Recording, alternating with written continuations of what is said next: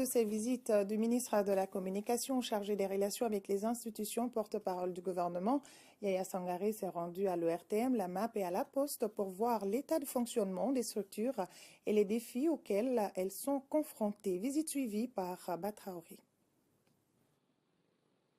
À Bozola, le ministre Yaya Sangaré, accueilli par le directeur général, ses proches collaborateurs et une grande frange du personnel, a successivement visité les studios, les archives de la direction de la télévision et de la radio nationale, de même que les installations techniques de TM2.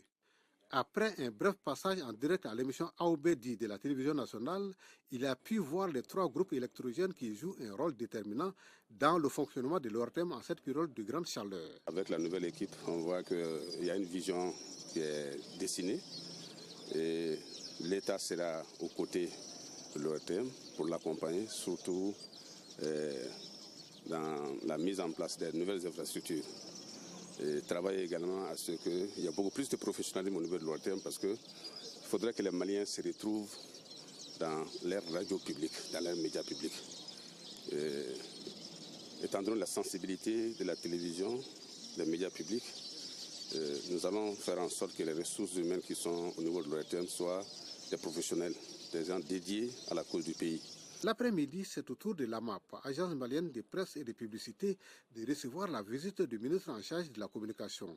Ici, il y a eu une rencontre avec la direction et les représentants du personnel avant de visiter la salle de rédaction et l'imprimerie. Nous sommes satisfaits du travail de modernisation qui est en cours pour que d'un journal considéré comme un journal du gouvernement, on est en train vraiment de faire la mutation vers un journal vraiment public, qui va rendre un service public à la population, prendre en compte les besoins d'information et de communication, surtout en cette période de crise multidimensionnelle auquel le pays fait face.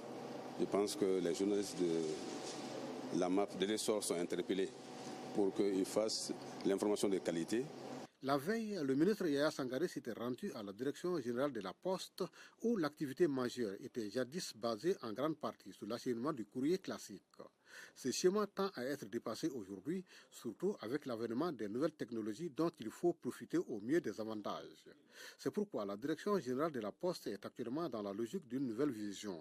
Les axes majeurs de cette renaissance ont été dévoilés au ministre de la Communication chargé des relations avec les institutions porte-parole du gouvernement.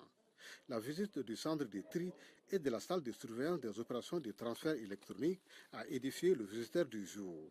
La rencontre avec le personnel a permis au ministre Yaya Sangaré de recenser les priorités et les défis de la Poste. Le département va accompagner et encourager les initiatives qui sont prises ici pour moderniser les services de la Poste. Les difficultés également qui ont été identifiées par rapport aux dettes ou aux passifs que la Poste a, nous pourrons voir avec le personnel et la direction de la Poste quelles sont les stratégies, les mécanismes à mettre en place pour pouvoir éponger ces dettes. À la Poste, à l'ORTM et à l'AMAP, le ministre a salué les initiatives des différentes directions et la détermination des agents qui n'ont de soucis que la réussite de leurs missions respectives.